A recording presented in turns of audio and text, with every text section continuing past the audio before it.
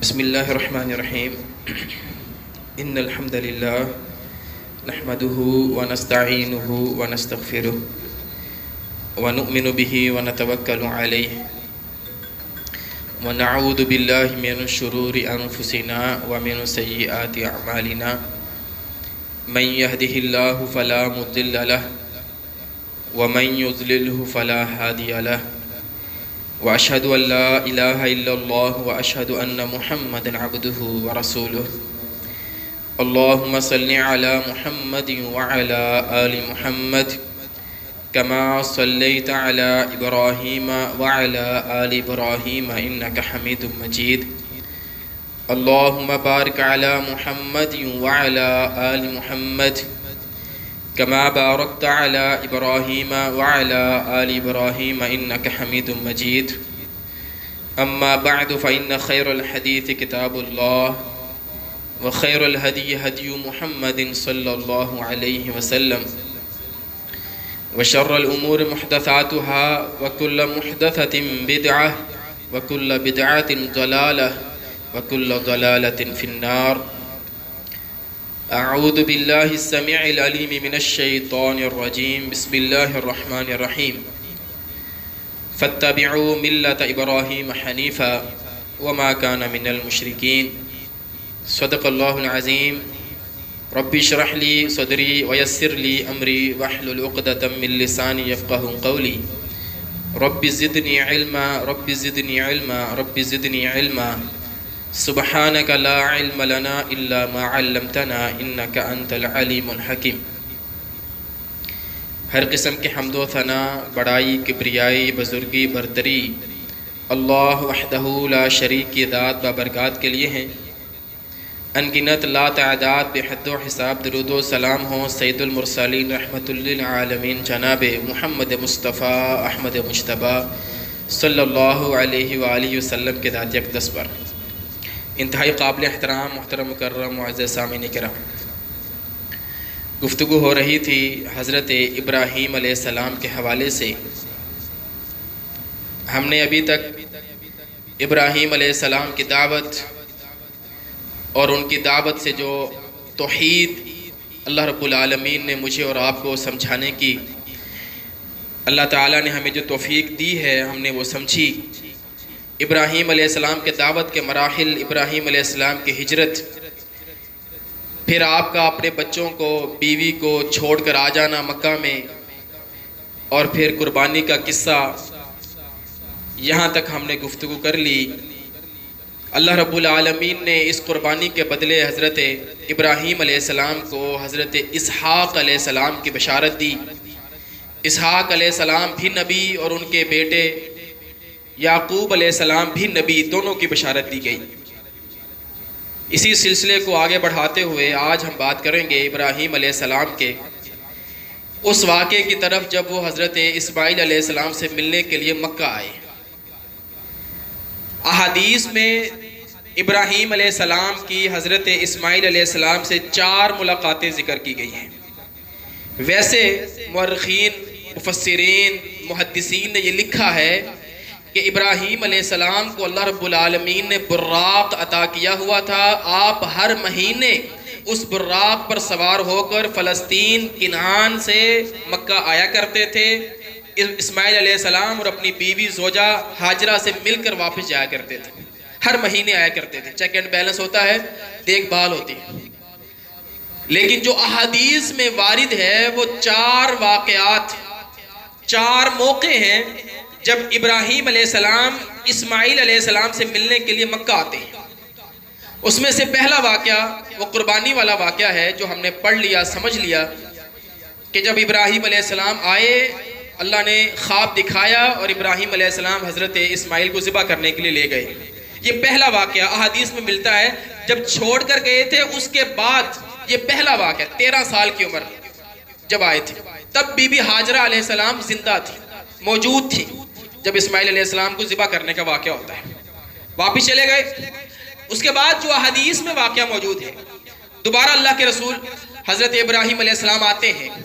صحیح البخاری میں روایت موجود ہے، روایت کرنے والے حضرت عبداللہ بن عباس رضی اللہ تعالیٰ عنہ اللہ کے رسول صلی اللہ علیہ وآلہ وسلم نے بڑی تفصیل کے ساتھ واقعہ بیان کیا ہے. ابراہیم علیہ السلام دوبارہ تشریف لاتے ہیں.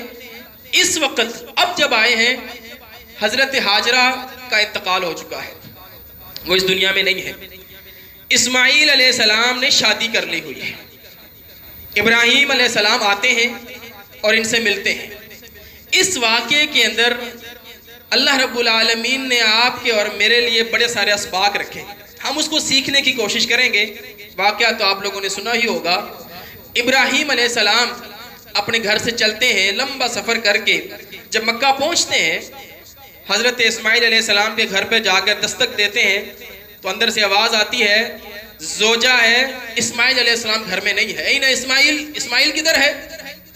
تو بیوی کہتی ہے خرجا نبتغی لنا یبتغی لنا. ابراہیم اسماعیل علیہ السلام گھر میں نہیں ہیں, باہر نکلے ہوئے ہیں. کس غرض سے نکلے ہوئے ہیں؟ رزق تلاش کرنے کے لیے, ہمارے لیے کچھ ڈھونڈنے کے لیے گئے ہوئے ہیں. کچھ لائیں گے تو ہم کھائیں گے. یہاں پر محدثین نے لکھا ہے کہ حضرت اسماعیل علیہ السلام اصل میں شکار کیا کرتے تھے. کھیتی باڑی مکہ میں نہیں ہے, شکار تھا. یہ نکلتے تھے صبح شکار کی غرض سے, کوئی شکار مل جاتا تو لے آتے, وہی کھانا ہوتا تھا ان کا, اور ساتھ میں زمزم کا پانی ہوتا تھا. تو یہ نکلے ہوئے تھے. خرجا یبتغی لنا, یہ نکلا ہوا ہے ہمارے لیے کچھ لانے کے لیے. یہاں سے مورخین نے ایک اور بات لکھی کہ اسماعیل علیہ السلام ذخیرہ نہیں کیا کرتے تھے, گھر میں نہیں رکھتے تھے, سٹور نہیں ہوتا تھا.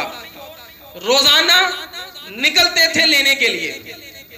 جو مل جاتا, جو اللہ دے دیتا, جو شکار ہو جاتا لے آیا کرتے تھے, گھر میں نہیں رکھتے تھے. یہ کیسے پتا لگا؟ اس کے اگلے جملوں سے. جو حضرت ابراہیم علیہ السلام کا اگلا ڈائیلاگ ہے, اگلی گفتگو ہے, وہاں سے اس بات کا اندازہ ہوتا ہے. کہنے لگی اسماعیل نکلا ہوا ہے شکار کرنے کے لیے, جو لائے گا ہم کھا لیں گے. اب حضرت ابراہیم علیہ السلام کی طبیعت آپ کو معلوم ہے, سوال کرنا. یہ حضرت ابراہیم علیہ السلام کی طبیعت ہے کہ آپ سوال کیا کرتے تھے. آپ نے اگلا سوال کیا, گزر بسر کیسے ہو رہا ہے, حال احوال کیسے ہیں, حالات کیسے چل رہے ہیں. نہ جانے ابراہیم علیہ السلام کے ذہن میں کیوں یہ سوال آیا. وہ کیا دیکھنا چاہتے تھے اور وہ کیا اس کے منہ سے نکلوانا چاہتے تھے, کیا پرکھنا چاہتے تھے, کیا امتحان لینا چاہتے تھے. سوال کیا حالات کیسے گزر رہے ہیں. بتایا نہیں کہ میں کون ہوں, نہ ہی اس نے پوچھا کہ آپ کون ہیں, کیوں پوچھتے ہیں. ذرا بات کو سمجھیے گا, واقعہ آپ نے سنا ہوا ہے, بات کو سمجھیے گا. نہ ابراہیم نے بتایا میں کون ہوں, نہ بیوی نے پوچھا کہ آپ کون ہیں. 120 یا 30 سال کا ایک بزرگ ہے, 120 یا 30 سال کے ایک بزرگ, باریش سفید داڑھی سفید بالوں والا ایک شخص دروازے پر آتا ہے اور پوچھتا ہے حال احوال کیسے ہیں, کیسا گزر بسر ہو رہا ہے. اب بیوی کا آگے سے جواب سنیے. اسماعیل گھر میں نہیں ہے, شوہر گھر میں نہیں ہے. کہتی ہے نحن بشر نحن فی ضیق وشدہ, ہمارے بڑے ہی برے حالات ہیں, ہم تو بڑی ہی تنگی میں ہیں, بڑے ہی مشکل حالات سے ہم گزر رہے ہیں, بڑی ہی مشکلات کا سامنا ہے ہمیں. نکل جاتے ہیں شکار کے لیے, ملتا ہے تو آ جاتے ہیں, کھا لیتے ہیں, نہیں ملا تو ایسے ہی سو جاتے ہیں. بات کو ذرا سمجھنا ہے. ابراہیم علیہ السلام نے نہیں بتایا میں کون ہوں. یہ ایک بہو اپنے سسر سے بات نہیں کر رہی, یہ ایک عورت ایک اجنبی سے بات کر رہی ہے جس کا کوئی اتا پتا نہیں ہے, کہاں سے آیا ہے, کون آیا ہے. اس عورت کو نہیں پتا یہ کون ہے. اور وہ کیا کہہ رہی ہے, حالات بڑے خراب ہیں, بڑے مشکل حالات میں ہیں. چلے جاتے ہیں, شکار ہو گیا ٹھیک ہے, نہیں ہوا بھوکے سو جاتے ہیں, ہمارے حالات صحیح نہیں ہیں, بڑی تنگی میں رکھا ہے اس بندے نے مجھے. حضرت ابراہیم علیہ السلام سوچنے لگے کیسی عورت ہے, اسے نہ پتا ہے میں کون ہوں, نہ اس نے مجھ سے پوچھا ہے میں کون ہوں, اور پوچھنے پر فوراً اس نے اپنے گھر کے وہ حالات بیان کر دیے جو کسی کے سامنے نہیں کرنے چاہیے تھے. اور اس نے اپنے شوہر کی عیب جوئیاں شروع کر دی، اور اس نے اپنے گھر کے وہ اسرار اور وہ راز جس کو اللہ رب العالمین نے چار دیواری کے اندر راز رکھا ہوا تھا، اس عورت نے بغیر پوچھے، بغیر سمجھے، بغیر سوچے ایک اجنبی شخص کے سامنے بولنا شروع کر دیا۔ حالات بڑے خراب ہیں، ہم بڑی مشکل میں ہیں۔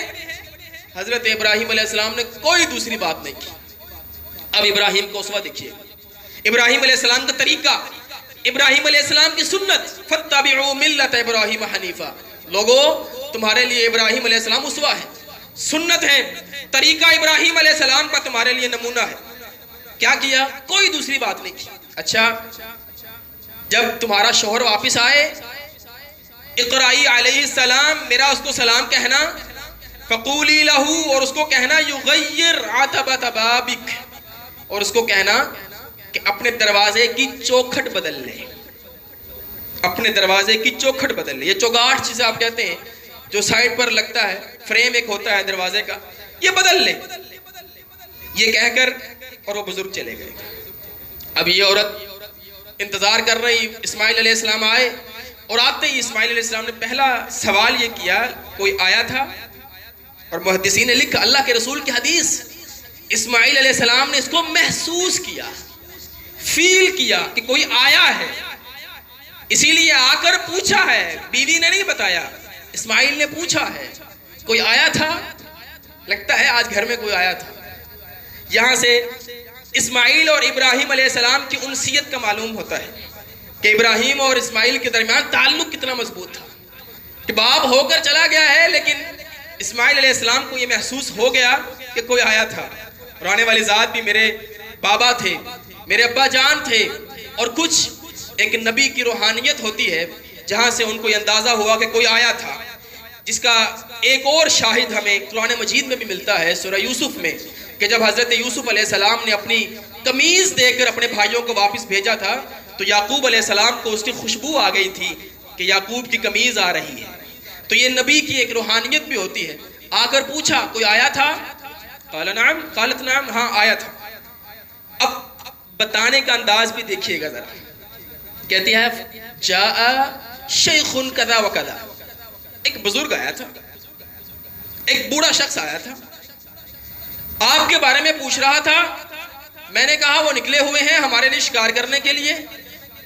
اس نے مجھ سے پوچھا حالات کیسے ہیں، میں نے اس کو کہا انا فی جہد و شدت، ہمارے حالات صحیح نہیں ہیں۔ ساری داستان اسماعیل علیہ السلام کو اسی طرح سنائی کہ میں نے اس کو کہا ہمارے حالات صحیح نہیں ہیں۔ کہا کچھ کہہ کر گئے تھے، کچھ وصیت کی تھی؟ کہا ہاں وصیت کر کے گئے تھے۔ کیا؟ غیر عتبۃ بابک، اسماعیل آئے تو اس کو کہنا کہ اپنے دروازے کی چوکھٹ بدل لے۔ کہا اچھا، تو وہ میرے بابا تھے، میرے باپ ابراہیم علیہ السلام تھے، اور وہ مجھے اس بات میں اشارہ دے کر گئے ہیں کہ اپنی بیوی بدل لے، اس عورت کو اپنے گھر سے نکال دے، اس کو طلاق دے دے، اشارہ اس طرف ہے۔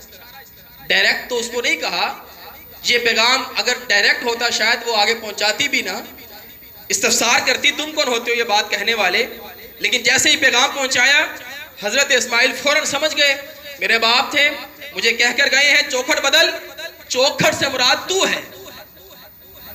حضرت اسماعیل علیہ السلام نے فوراً اپنی بیوی کو چھوڑ دیا۔ یہاں اب ہم نے دو باتیں کر لی، ایک تو یہ کہ ابراہیم علیہ السلام کے کہنے پر اسماعیل علیہ السلام نے چھوڑ دیا، تو کیا یہ چھوڑ دینا آپ کے لیے اور میرے لیے بھی ہے؟ اور دوسری بات یہ چوکھٹ سے کیا مراد ہے؟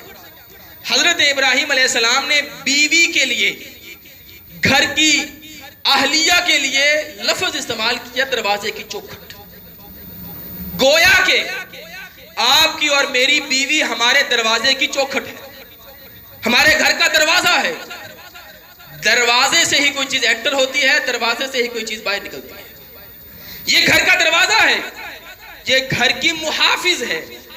اس گھر میں کون داخل ہوگا کون نہیں داخل ہوگا میری عدم موجودگی میں، اس کے سامنے دروازہ میری بیوی ہے۔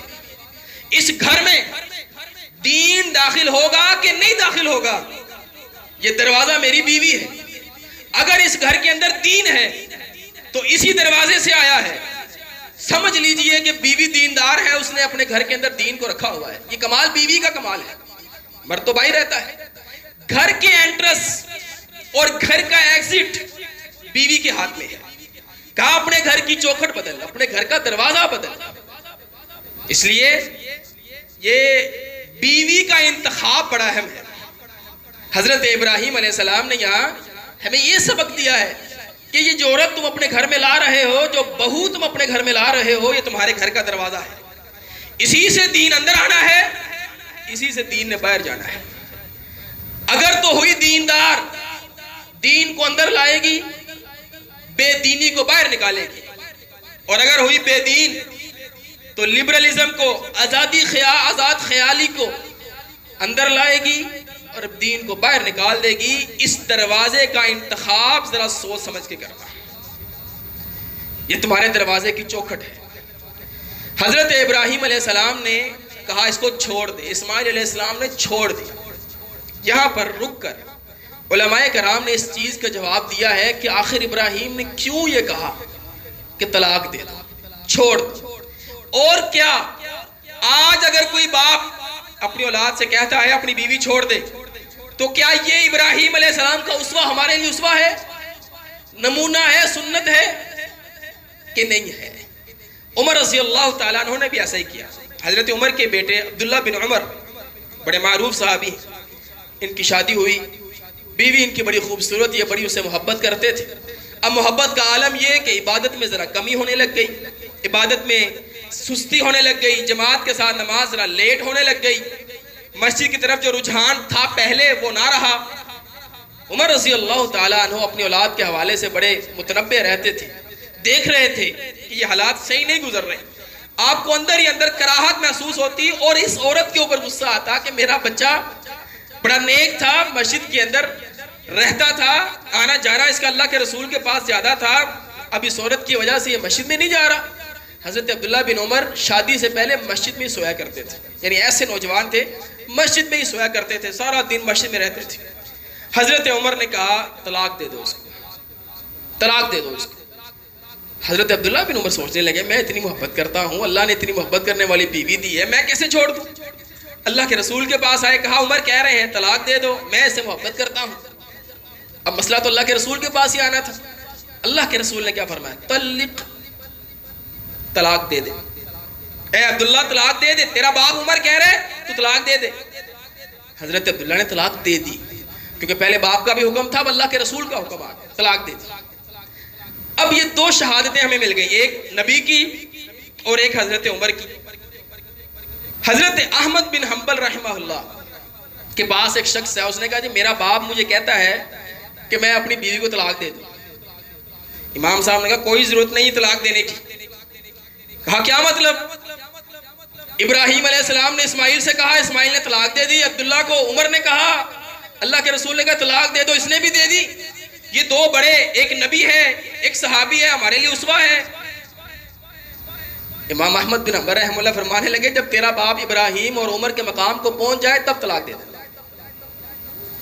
تیرا باپ ابراہیم ہے, اس کی نظر اور اس کی بصیرت ابراہیم والی ہے.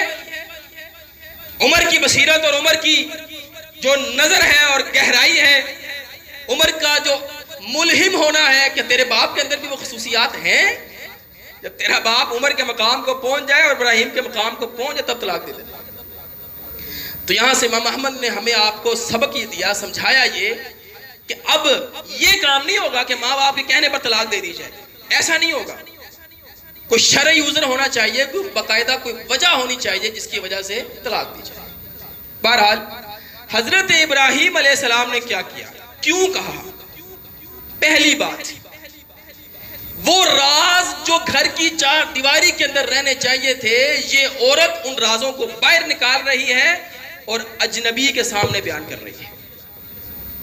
اور اس بات کو ہر شادی شدہ شخص سمجھ سکتا ہے کہ عورت جب گھر کی بات باہر کرتی ہے, ہمارے گھر میں کیا پکتا ہے, ہمارے گھر میں کیسا پکتا ہے, کیسا خرچہ کیا جاتا ہے, کیسے لوگ آپس میں بات کرتے ہیں, کون کتنا غصہ کرتا ہے.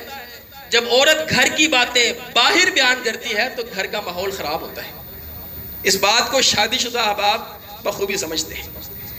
حضرت ابراہیم علیہ السلام نے فوراً اس بات کو جج کیا کہ یہ عورت کیا کر رہی ہے، کسی اجنبی شخص کے سامنے اپنے گھر کے راز کھول رہی ہے، یہ معاملہ صحیح نہیں ہے، یہ درست گھر نہیں چل سکتا، اس طرح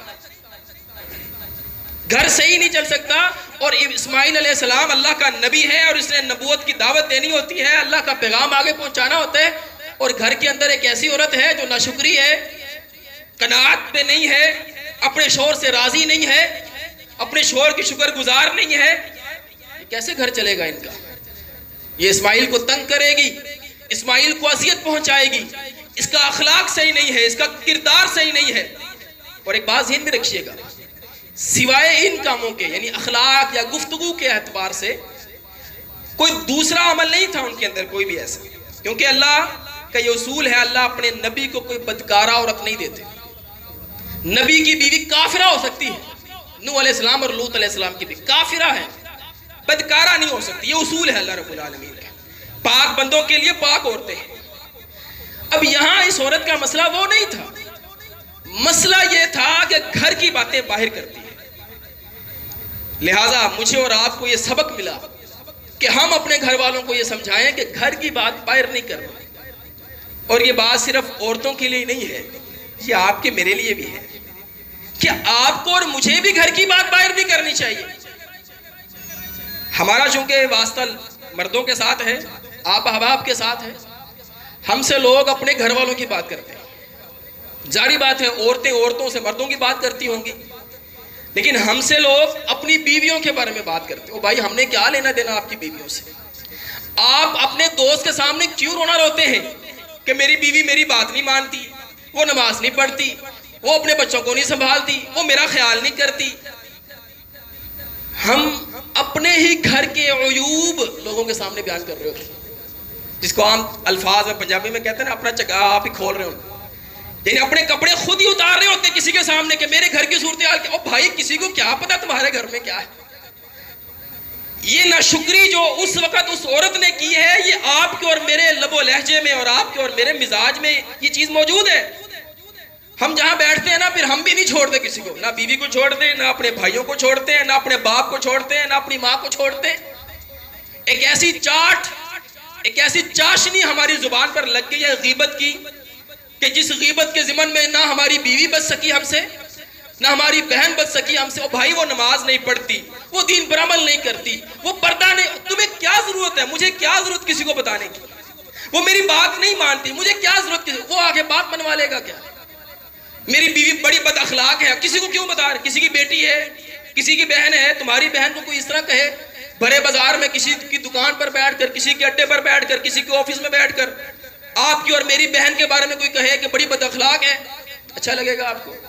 وہ بھی تو کسی کی بہن ہے، وہ بھی تو کسی کی بیٹی ہے، وہ بھی تو کسی کی ماں ہے، اس کی بھی تو عزت ہے۔ چونکہ یہاں پر عورتیں نہیں ہیں لہذا مرد ہیں، ہمیں اس میں سے کیا سبق ہے؟ ہم نے اپنے بارے میں نکالنا ہے سبق۔ ہم جہاں بیٹھتے ہیں اپنے گھر کی باتیں شروع کر دیتے ہیں، ایسا نہیں کرنا چاہیے۔ آپ کی چار دیواری کے اندر میری نظر میں آپ بہت اچھے ہیں، اللہ نے آپ کو خوش رکھا ہوا ہے، آپ کے چہرے کی مسکراہٹ یہ بتا رہی آپ خوش ہیں۔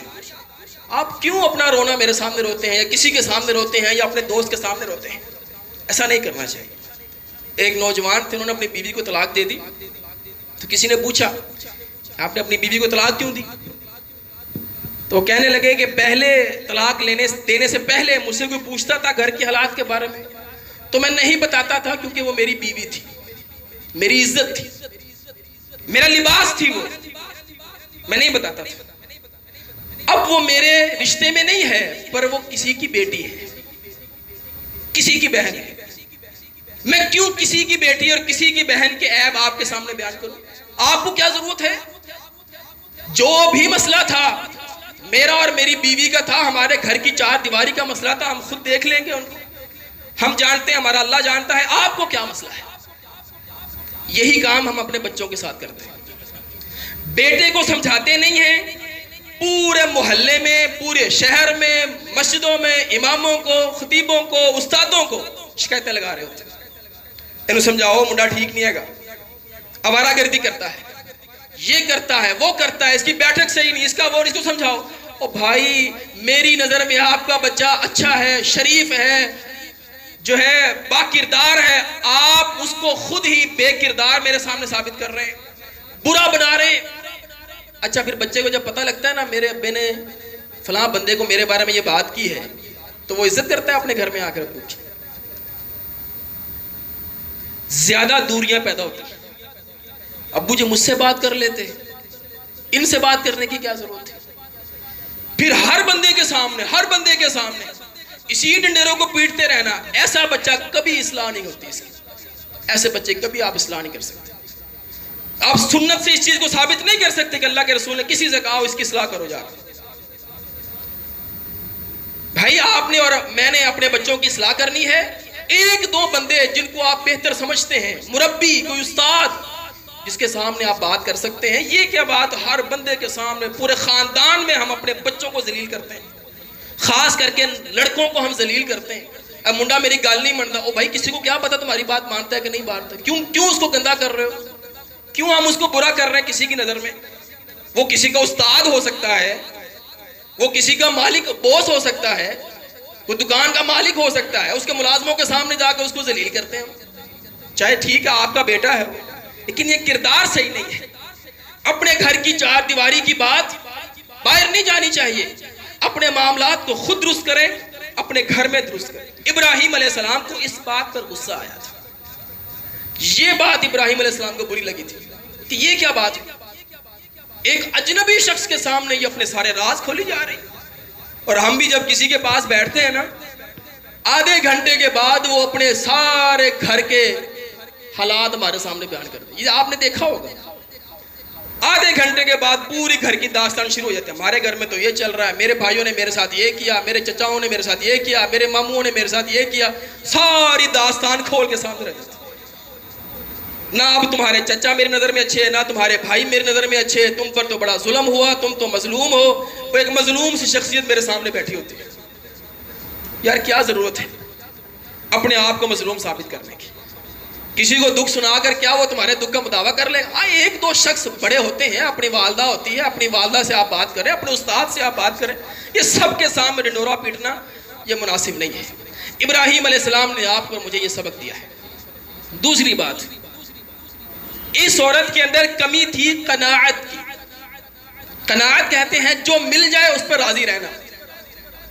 آخر ابراہیم علیہ السلام کو پتہ لگ گیا کہ اسماعیل کچھ نہ کچھ تو لاتا ہوگا نا گھر میں، زندگی تو چل رہی ہے نا، یہ بھی زندہ ہے، اسماعیل بھی زندہ ہے، گھر کی چار دیواری ہے، لباس ہے، وہ کچھ تو ہے، لیکن یہ عورت ناشکری ہے، یہ جو ہے اس کو نہیں دیکھ رہی، جو نہیں ہے اس کو دیکھ رہی ہے۔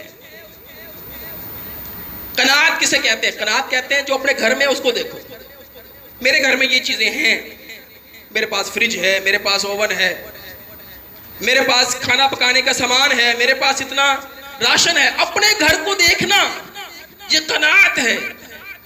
اور جو اپنے گھر سے دوسرے کے گھر میں دیکھنا شروع کر دیتا ہے یہ قناعت نہیں ہوتی، اور اس سے کبھی گھروں میں اور دلوں میں سکون اور اطمینان حاصل نہیں ہو سکتا۔ اسی لیے اللہ کے رسول کی حدیث آپ فرمایا کرتے ہیں، انظروا الی من هو اسفل منکم ولا تنظروا الی من هو فوقکم۔ لوگوں اپنے سے نیچے والوں کے گھروں میں جایا کرو،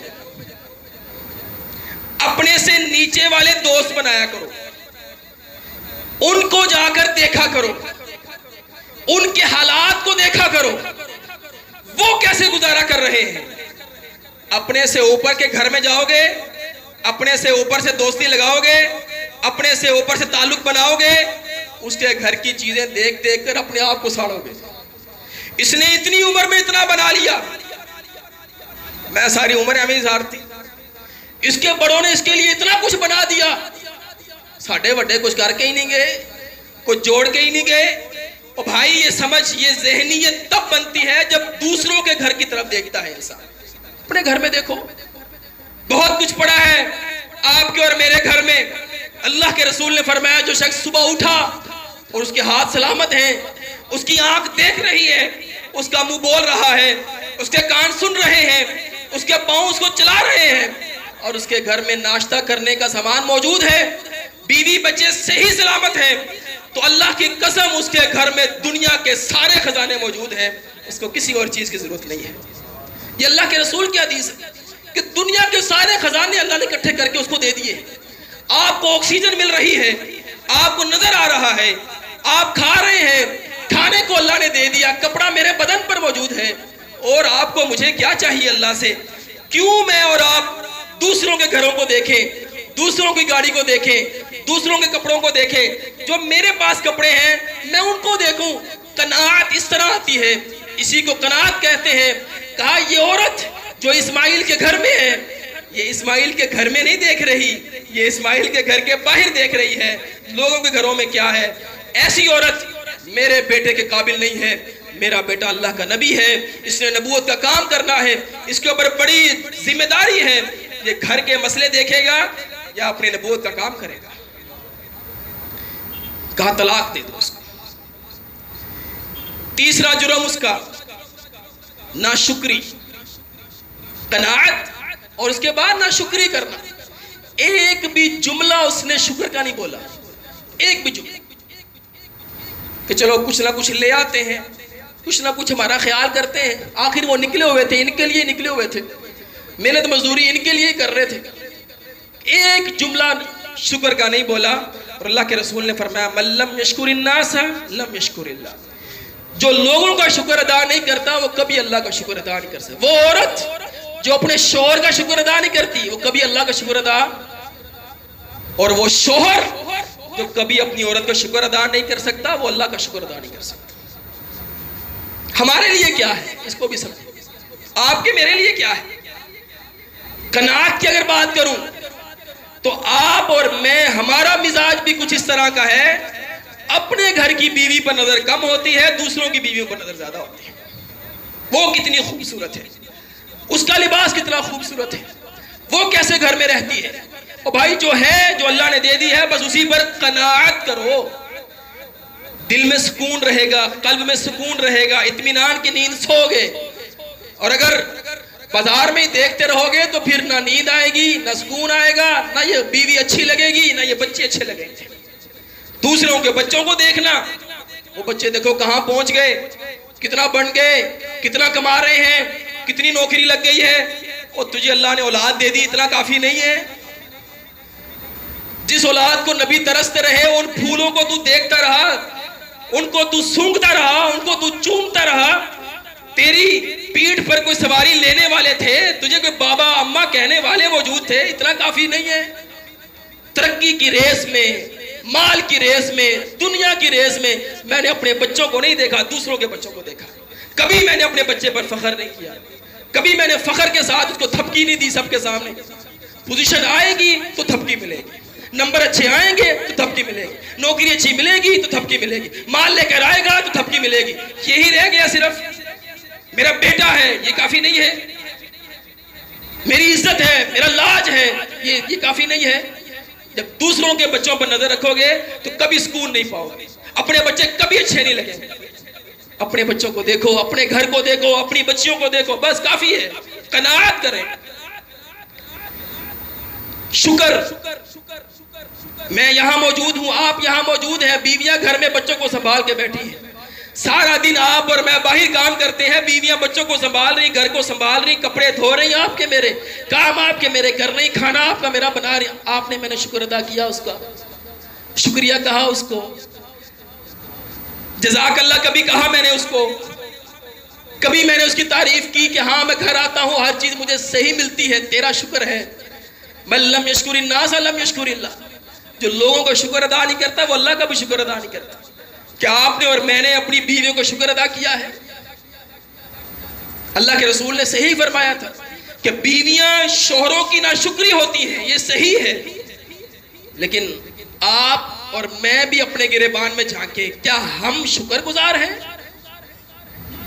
کیا آپ اور میں اپنی بیوی کا شکریہ ادا کرتے ہیں؟ اچھا کھانا کھا کر, اچھا لباس پہن کر, اپنی حاجت پوری کر کر, کیا میں نے کبھی اس کا شکریہ ادا کیا ہے؟ یہ 3 جرم, 3 بد اخلاقیاں اس عورت کے اندر موجود تھی. حضرت ابراہیم نے کہا یہ عورت اسماعیل کے لائق نہیں ہے. آپ نے اور میں نے دیکھنا ہے, آپ اور میں اپنی بیویوں کے لائق ہیں یا نہیں ہیں؟ آپ اور میں ہم کیا کرتے ہیں؟ ہم فوراً نظر لے جاتے ہیں اپنی بیویوں کی طرف. ابھی بہت سارے ذہنوں میں اپنی اپنی بیویاں آئی ہوں گی کہ میری بیوی نا شکری ہے, میری بیوی قناعت نہیں کرتی, میری بیوی راز باہر بیان کرتی ہے. ہم سب کے ذہنوں میں اپنی اپنی بیویاں آ جاتی ہیں. اس طرح معاشرہ نہیں درست ہوگا. ابھی گھر جا کر درس شروع کر دیں تو قناعت کر, تو شکر ادا نہیں کرتی, ایسے نہیں صحیح ہوگا معاشرہ.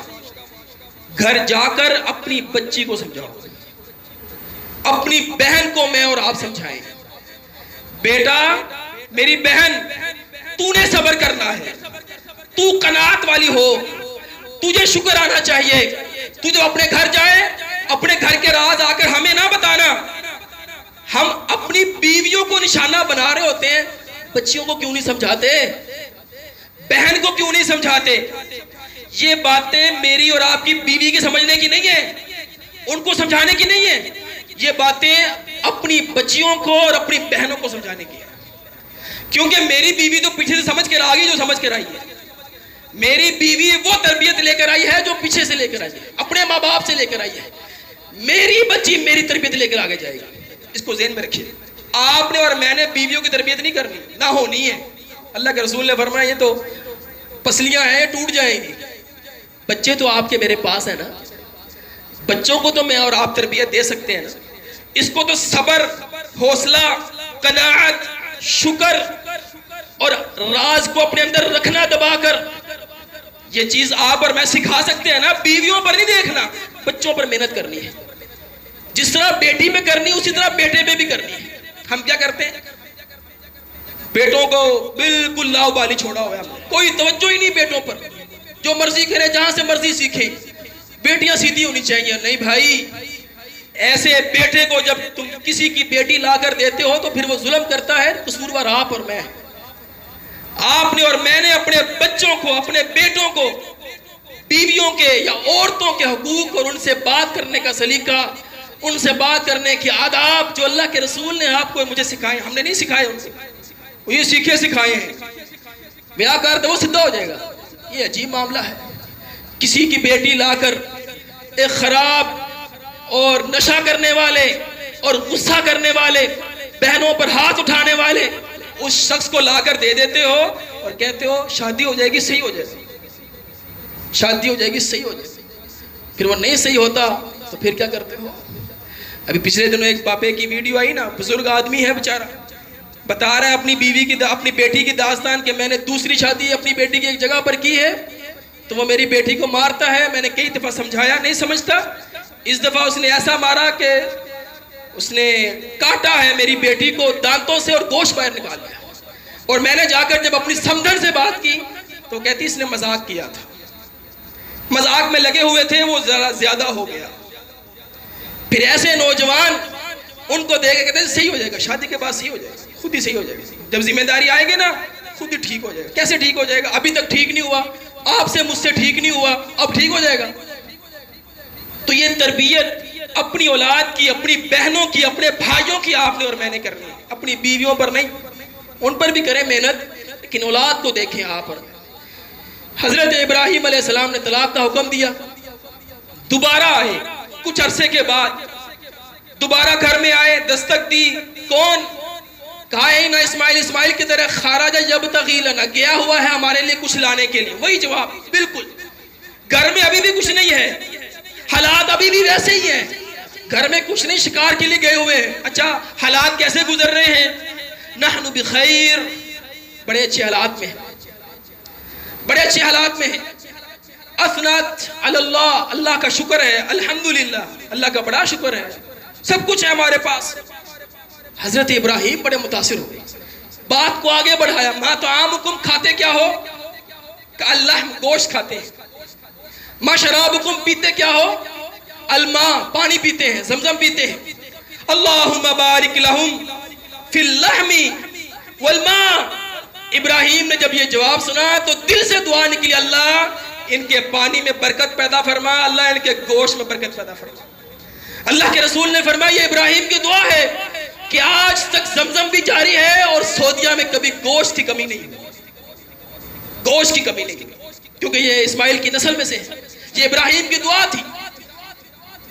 یہاں پر علماء نے بڑی پیاری بات کی، لَإِن شَكَرْتُمْ لَأَزِيدَنَّكُمْ، کہا اللہ کا وعدہ سچا ہوا، جو شکر ادا کرتا ہے اللہ اس کو زیادہ دیتا ہے، اور جو ناشکری کرتا ہے ان عذابی لشدید، تو اللہ فرماتا ہے میں وہ بھی چھین لیتا ہوں۔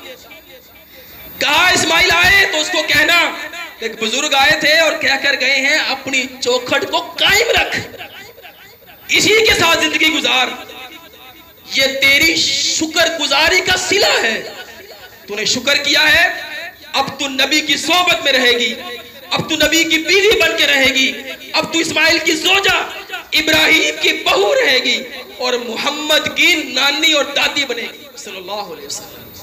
اسی عورت میں سے اللہ نے اسماعیل کو 12 بیٹے دیے، انہی 12 میں سے سعودیہ اور عرب کے لوگ آگے نسلیں نکلی ہیں، اور اسی نسل میں سے اللہ کے رسول صلی اللہ علیہ وآلہ وسلم پیدا ہوئے ہیں۔ یہ شکر گزاری کا انعام اللہ نے دیا ہے، لَإِن شَكَرْتُمْ لَأَزِيدَنَّكُمْ۔ آپ اور میں اگر اللہ کا شکر ادا کرنا شروع ہو جائیں، اللہ ہماری نعمتوں میں اضافہ کر دیں گے۔ ہماری ناشکریوں کی وجہ سے ہماری نعمتوں میں زوال آ جاتا ہے۔ اللہ تعالیٰ سے دعا ہے اللہ تعالیٰ ہمیں جو سنا ہے اس پر عمل کرنے کی توفیق عطا فرمائے۔ وآخر دعوانا ان الحمد للہ رب العالمین۔